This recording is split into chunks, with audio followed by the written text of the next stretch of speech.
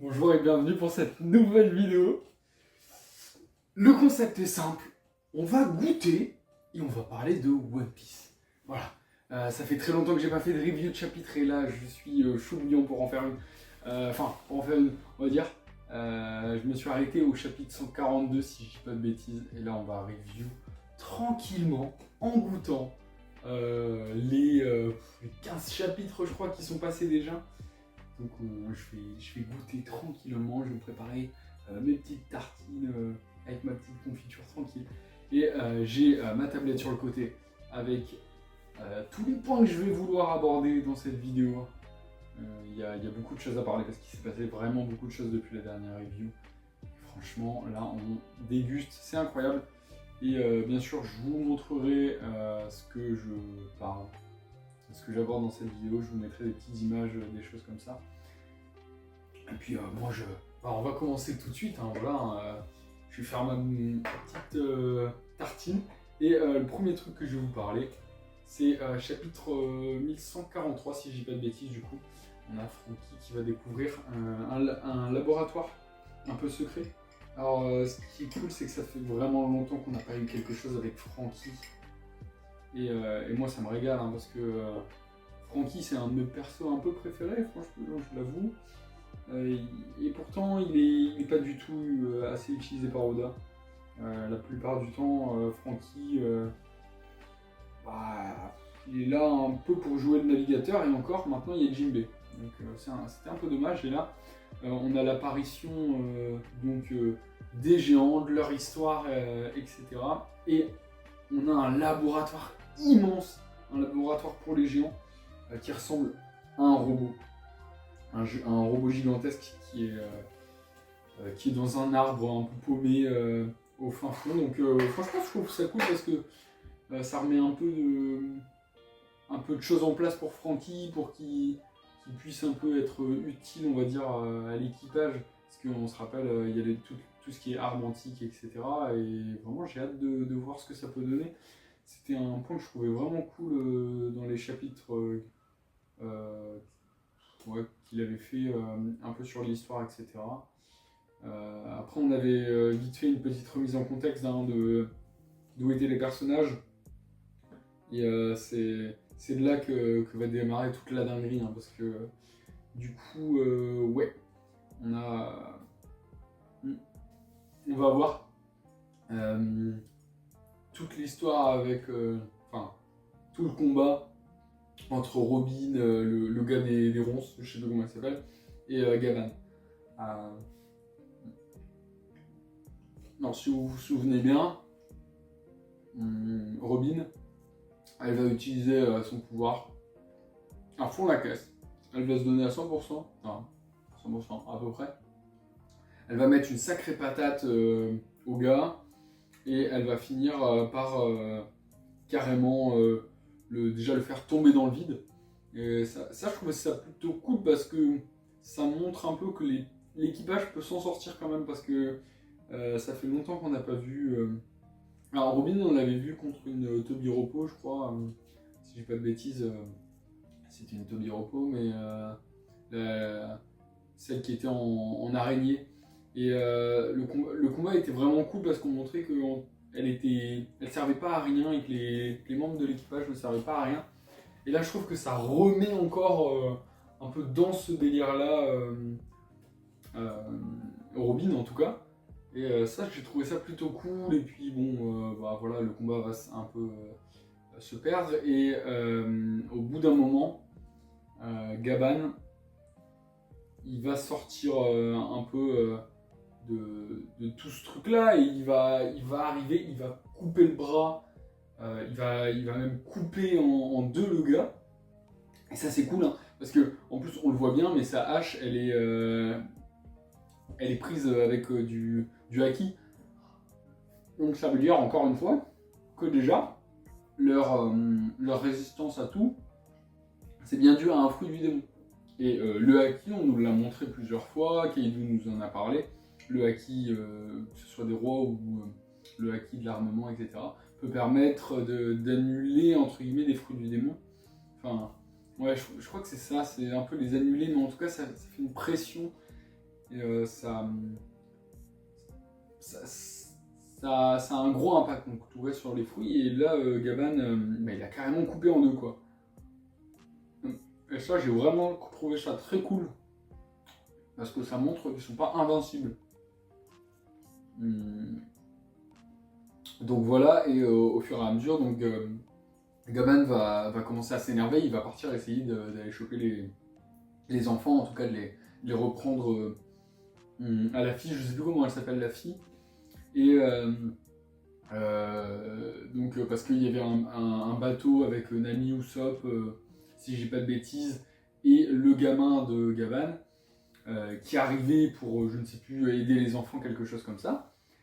Et donc la fille Dragon Céleste, elle a réussi à attaquer l'équipage, Nami Usopp, et le gamin, et elle l'a pris en otage.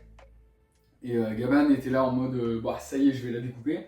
Et juste avant, je pense que ça doit être du coup son acquis de l'observation qui a permis ça, mais il a un peu vu dans le futur comme si que son gamin allait se faire transpercer. Et là, il a lâché les armes, il a eu peur, hein, bien sûr, je comprends. En vrai, c'est bien joué Doda parce que du coup, on sait que Gaban aurait pu faire quelque chose. Mais voilà, ça reste son gamin et il n'allait pas l'attaquer comme ça en risquant la vie de son enfant. Donc il a lâché un peu les armes et en plus on voit même carrément une larme. Hein. On voit quand même qu'il tient vraiment à son fils et au final elle l'a attaqué et il a fait une chute, une énorme chute qui va le faire tomber jusqu'en bas. Et donc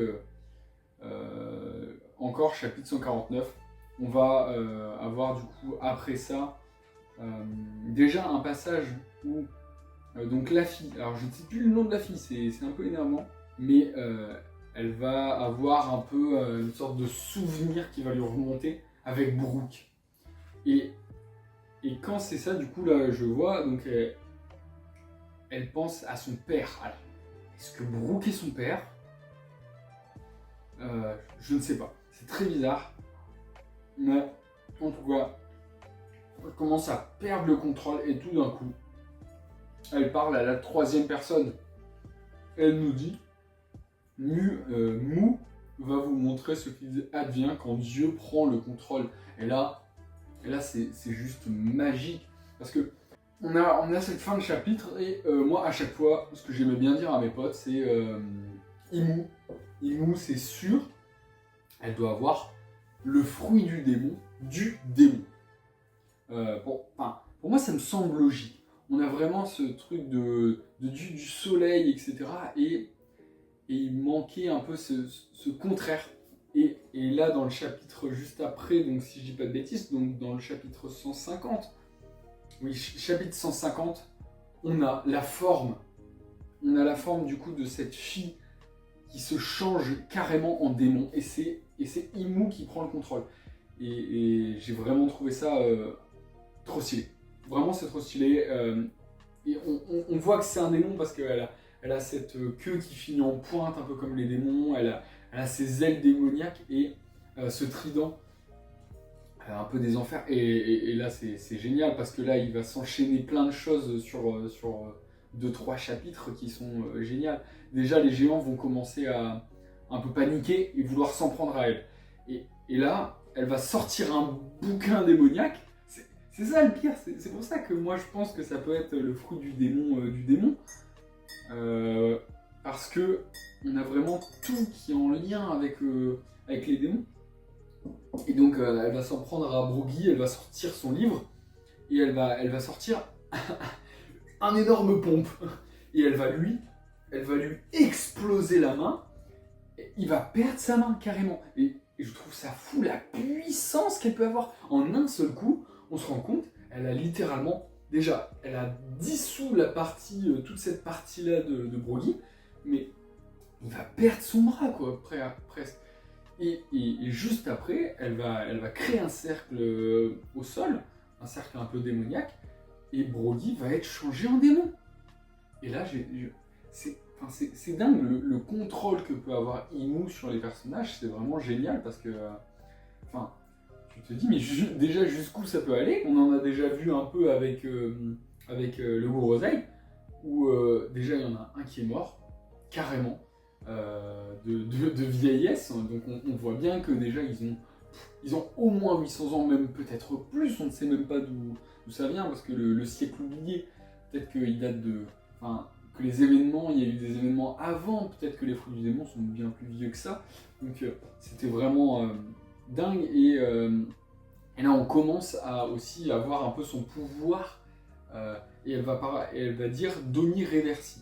Alors le Reversi, j'ai fait des petites recherches, et le Reversi, donc c'est un petit jeu de pions où si deux pions noirs sont... imaginons, là il y a 3 pions blancs, il y a un pion noir là, un pion noir là, ou bien tout va se retourner et va devenir noir, et inversement, s'il y a 2 pions blancs, tout va redevenir classique. Donc le jeu s'appelle Othello de base, donc c'est le jeu de pions Othello, et j'ai trouvé ça vraiment excellent d'avoir un peu ce côté jeu, mais démoniaque, et enfin, je sais pas où il veut aller avec ce délire-là, mais en tout cas, j'ai trouvé ça sympa parce que juste après, on va avoir Dori et Broggy qui vont être entre 3 géants, et les 3 géants vont se faire convertir en démons, eux aussi. Et d'ailleurs, les géants qui deviennent démons deviennent encore plus grands, j'ai l'impression, Dori et Broggy en tout cas, deviennent immenses. Alors je sais pas si c'est dû au fruit du démon ou s'il l'était déjà et juste je fais pas trop gaffe, mais en tout cas c'est vraiment impressionnant.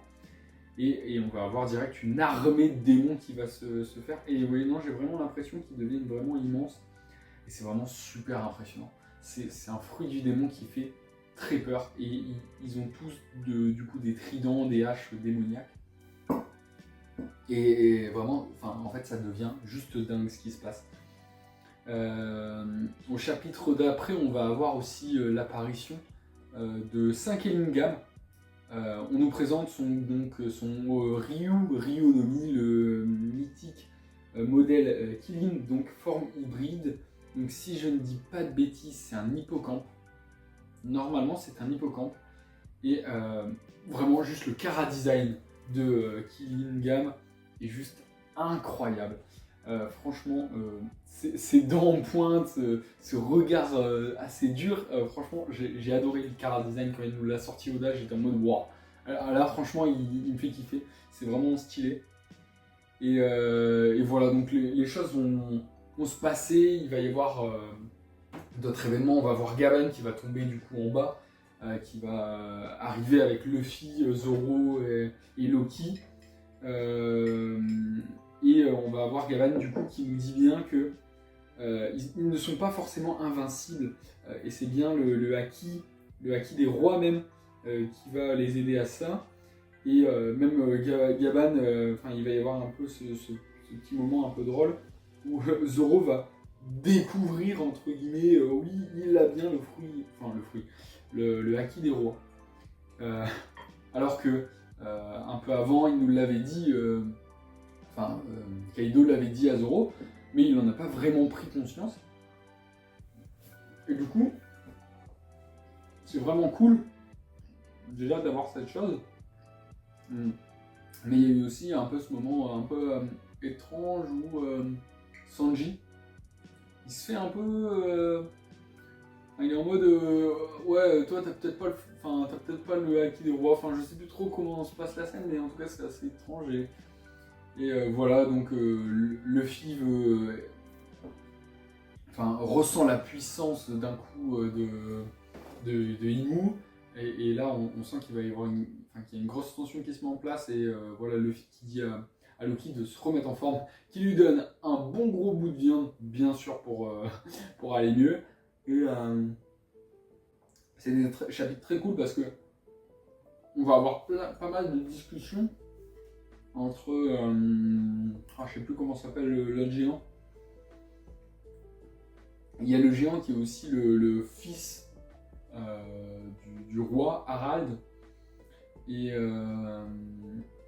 il y a Loki, donc ils vont discuter, et Harald est persuadé que Loki a tué leur père, et du coup Loki va partir dans un flashback, et on va voir du coup que au final non, ce n'est pas ça, et qu'il s'est passé quelque chose.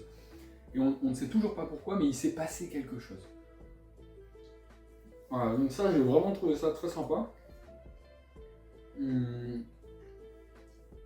Et ça nous montre que Loki, au final, n'est pas si méchant que ça, et on l'a vraiment démonifié, alors qu'il a sûrement rien fait. Et je trouve ça vraiment dommage. Et donc, avec ça, on va avoir un flashback assez sympa, où on va voir Shanks et Gaban.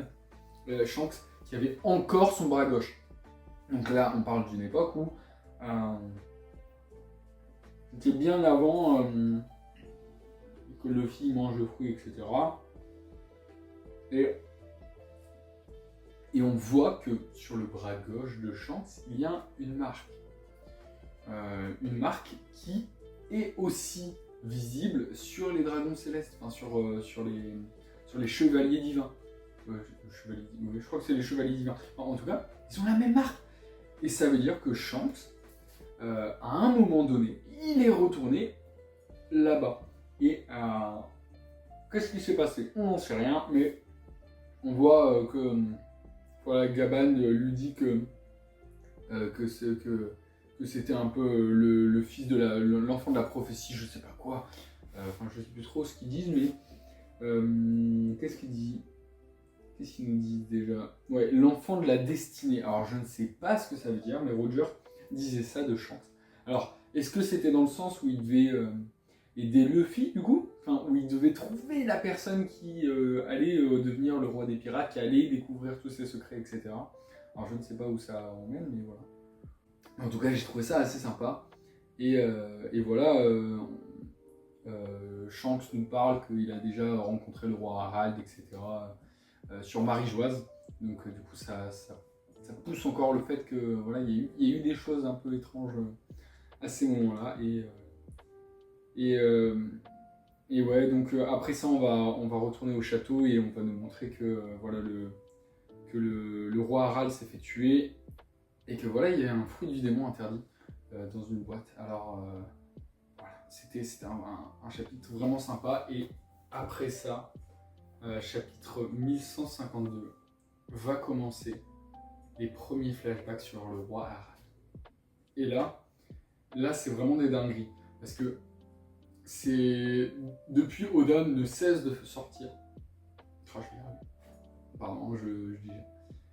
Et donc après ça, on va avoir le chapitre 1152 qui va commencer le début de nombreux flashbacks. Encore une fois, actuellement, on est encore en flashback.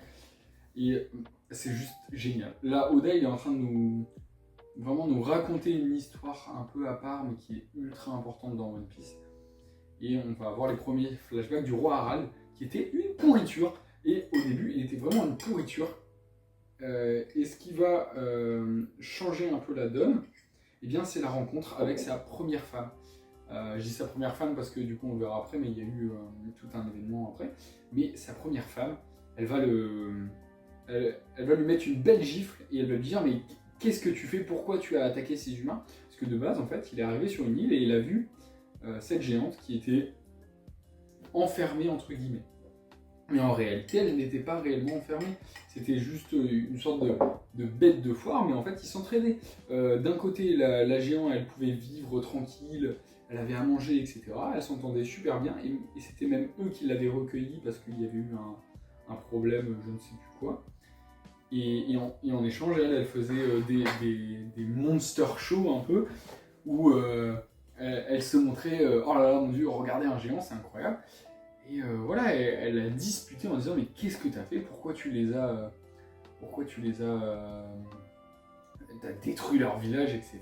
Et donc ils vont revenir sur l'île, etc. Il va tomber un peu amoureux. Et de là, le roi Harald, il va commencer à vraiment s'intéresser aux humains. Il va vouloir que déjà il y ait plus de commerce entre les humains classiques et les humains géants. Et enfin, humains classiques, quand je dis classique, c'est petit, hein, parce que du coup, la plupart des gens avaient peur des géants à l'époque parce que c'était vraiment. Déjà, le roi Harald a créé cette réputation, enfin, l'a continué plutôt, il a continué la réputation que les géants étaient violents, etc. Mais du coup, après ça, il a voulu totalement changer ce que les gens pensaient, ce que les gens voyaient des gens, comme des gens qui juste détruisaient tout, pillent et tout, etc.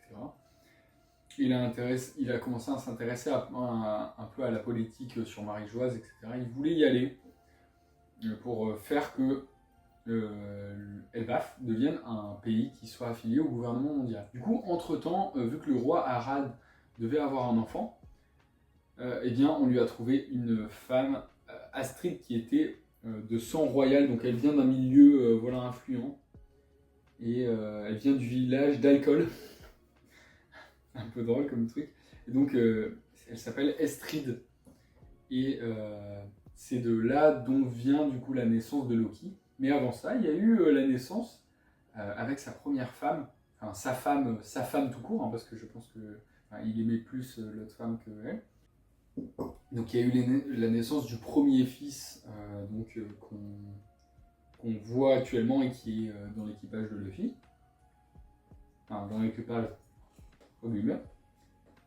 Donc il y a eu la naissance de Loki, et la naissance de Loki c'était vraiment un bouleversement parce que il est arrivé avec, il est né avec des yeux mais terrifiants, des yeux noirs, des cornes, etc. Et sa mère, elle l'a détesté et elle l'a jeté.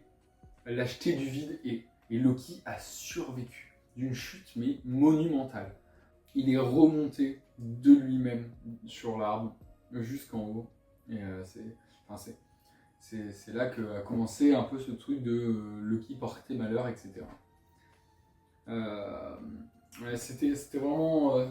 j'ai vraiment apprécié en tout cas ces premiers flashbacks sur le début de Loki, sur le début de Harald et d'Elbaf, sur la volonté un peu de faire que en fait, les géants ne soient plus vus comme des monstres sanguinaires, etc., qui détruisent tout.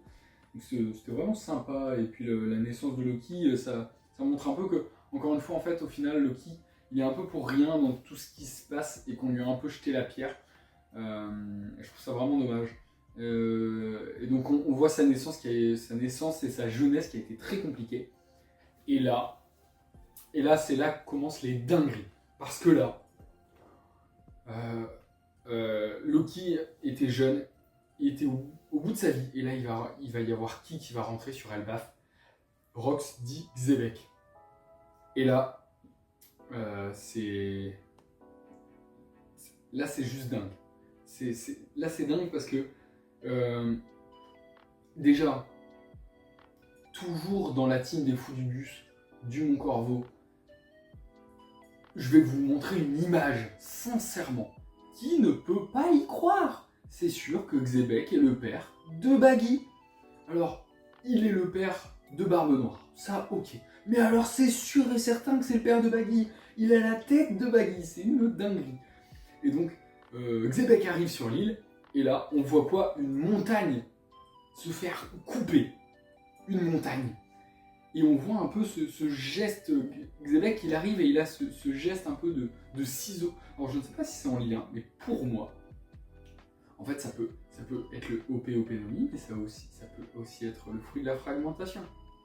Voilà, là ça va un peu loin, mais imaginons c'est le fruit de la fragmentation, ça serait stylé, parce que du coup ça pourrait dire que ça serait son éveil, etc.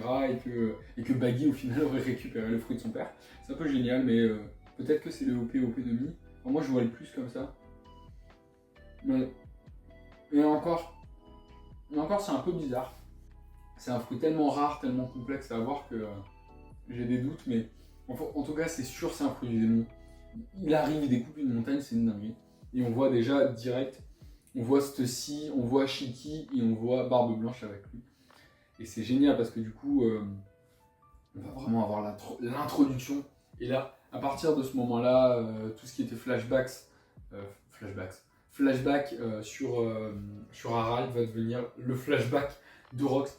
Et c'est génial en fait. On va nous montrer que au moment où Harald essayait, était allé à Marie-Joie, etc. pour faire que la ville des gens devienne un peu affiliée au gouvernement. Xebec est allé dans la chambre fleurie avec Imu.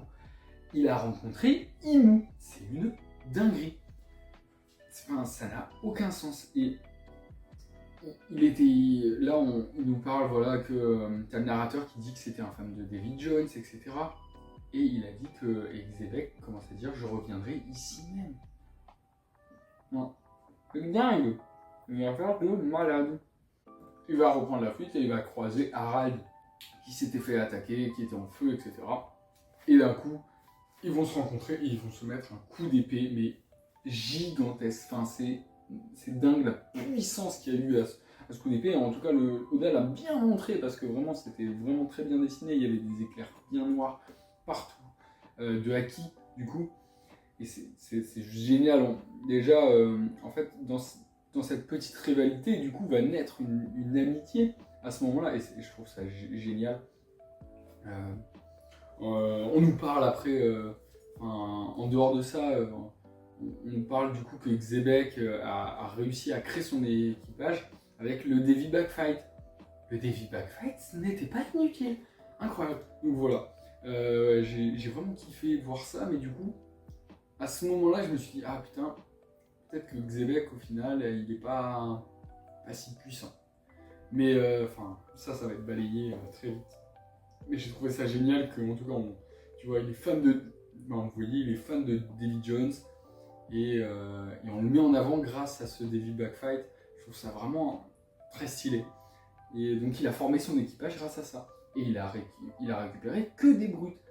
Et à ce moment-là, du coup, après Marie-Joise, il est parti sur Elbaf et il a demandé à Harald de rejoindre son équipage. J'ai trouvé ça stylé, mais Harald, bien sûr, il voulait pas parce qu'il veut s'affilier au gouvernement. Et je trouvais ça génial parce qu'au final, Rox, qui est vraiment un pirate très dur, très méchant, il reste ami alors que ce gars veut rentrer dans le gouvernement. Et j'ai trouvé ça vraiment génial. Après ça, s'ensuit des flashbacks excellents. Où donc ça va parler des idoles, je crois, c'est ça le titre un peu, je sais plus comment ça s'appelle, mais on va voir Gloriosa. Et on va du coup revoir tout l'équipage Kuja. Et c'est génial parce qu'on va voir que Gloriosa, elle était in love de Gold Roger, du coup. Ça va être une sorte d'affrontement un peu bizarre entre l'équipage des Kuja et de Gold Roger. Donc Gold Roger était vraiment très jeune à cette époque. Et Gloriosa était vraiment très amoureuse de Gold Roger. Mais Gold Roger était simplement amoureux de Shaki. Et ça c'est génial parce qu'on voit Shaki. Et mon dieu, elle était super belle. Et c'est dingue. Oda, il a fait un truc génial. Et en fait, Shaki, elle était amoureuse de qui? Pas de Roger, mais de Rayleigh. Dès le départ, elle était amoureuse de Rayleigh. Et je trouve ça génial. J'ai vraiment trop kiffé ce chapitre. Et en plus de ça, donc voilà, le chapitre débarque super bien. Et là d'un coup, qui arrive? Garp. Oh là, mais que des dingueries sur dingueries. Et là, va s'ensuivre une petite baston entre Garp et Roger. Et c'est magnifique, ils se mettent un coup de poing qui est juste magique, qui est trop bien fait. Un bon coup de sabre et un bon coup de poing. J'ai trouvé ça génial. Le chapitre était juste incroyable. C'était le chapitre 1156. Donc oui, ça fait bien 15 chapitres que j'ai pas fait de review. Mais voilà. Et donc, c'est juste dingue. Ce chapitre était fou. Et on va aussi voir juste après, encore une fois, ça continue. On va avoir l'arrivée de Kyo dans l'équipage d'Erox. Donc Kyo, c'est dit comme un Yakuza futur âge d'argent. Et alors je ne sais pas vous, mais qu'est-ce qui ressemble à Drake, X-Drake? C'est dingue. Le gars a le même menton. Il a une tête un peu comme ça. Et moi je me dis, pourquoi pas, il ne pourrait pas être du gouvernement. Moi j'y crois. Et j'ai trouvé ça un peu génial de l'implémenter comme ça d'un coup. Et avec ça, on va voir l'équipage enfin complet des Rox à la fin de ce chapitre. Et donc on va voir Charlotte Linlin, on va voir donc Shiki, on va voir David Jones, un truc comme ça, si je dis pas de bêtises, je ne sais plus comment il s'appelle. On va voir le gars homme poisson, on va voir Barbe Blanche, etc. Et Kaido.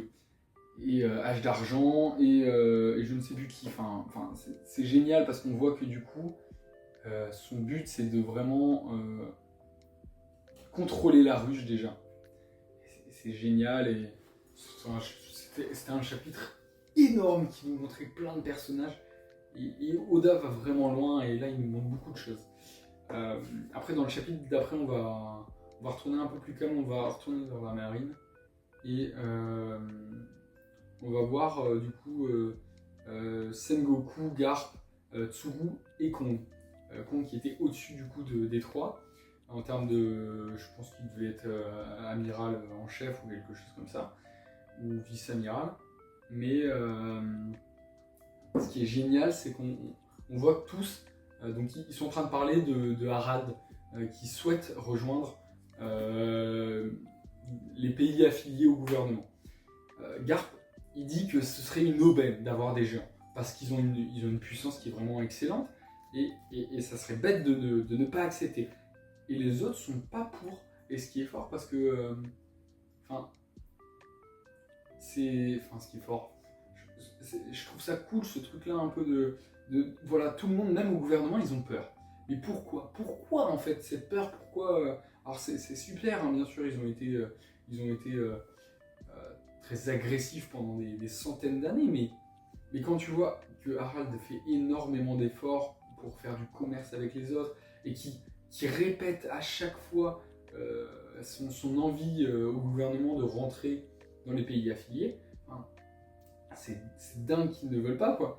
Et voilà, il va y avoir une discussion vraiment sympa que j'ai trouvée entre tous ses membres. Peu après, on va retourner sur la ruche et on va voir que Gloriosa, elle a intégré l'équipage des Rhodes. D'ailleurs, excellent, mais elle parle à Big Mom et on voit le petit Katakuri sur l'épaule de Big Mom, et je trouve ça génial parce que c'est le début un peu de ces personnages et c'est très fort de nous les avoir claqués comme ça parce qu'ils sont pas très bien dessinés, mais c'est sympa. Et on voit que Stussy du coup est vraiment très amoureuse de Barbe Blanche, et on va avoir Gloriosa qui va dire ah non mais pas toi encore, parce que du coup elle s'est dit que vu que Gold Roger il voulait pas d'elle, et ben elle est allée vers Barbe Blanche, mais c'est génial. Et après ça, on va avoir l'arrivée de Shaki sur la ruche. Et tout le monde est amoureux d'elle, tout le monde la respecte. Et c'est ça qui est dingue parce que, alors, elle est peut-être pas la plus puissante des pirates, mais alors elle en impose, quoi. Alors aussi c'est par sa beauté, mais elle en impose. Et elle va fonder son bar qui s'appelle, le bar à arnaque de Shaki. C'est génial. Et en plus, c'est le bar qu'elle a fait plus tard sur Sabaody. Et donc, son but, sûrement récolter des informations sur les pirates, etc. Pour un peu pour être contre les Rocks, etc. Parce qu'elle savait qu'il y avait peut-être un danger, je ne sais pas où ça peut aller, mais voilà. Mais ce qui est cool, c'est qu'en fait, le trésor de la ruche, le fameux trésor de la ruche, eh bien c'était Shaki. Et après, on va avoir vite fait on va voir le visage du Gorosei qui va dire qu'il faut tuer Rox par tous les moyens possibles. Et donc, moi, je pense que du coup, ce qui s'est passé avec God Valley, c'est que le trésor de God Valley qu'il y avait, eh bien, c'était Shaki. Et c'est pour ça que Roger est parti là-bas. Parce que en plus c'est le trésor, et je crois qu'il y a des trucs comme ça où en fait ils disent le trésor. Et c'est génial, hein, parce que c'est pas un banal trésor avec de l'or, etc. Et je suis bien content que ce soit Shaki. C'est un peu bizarre, mais Rox est allé là-bas pour ça, pour aller sauver Shaki. Parce qu'il est juste in love de Shaki et c'est génial. C'est génial. Et Gold Roger a fait la même. Et en sachant ça, Garp, il s'est dit, bah j'y vais, je ne vais pas les laisser combattre comme ça. Et donc ils sont tous partis dans le seul et unique but d'aller sauver Shaki. Et je trouve ça génial. Alors après, il y avait d'autres choses. Il y a eu d'autres événements à ce moment-là. Il y avait aussi les fruits du démon. Il y a Shanks qui a fini dans un coffre, etc. Mais enfin, l'histoire est folle et vraiment, j'ai très hâte de voir où ça va. Et je suis très content, encore une fois, de voir que le trésor, eh bien, au final, c'est pas un trésor banal, genre des pièces d'or ou un fruit du démon, c'était Shaki. Et je trouve ça un peu classe.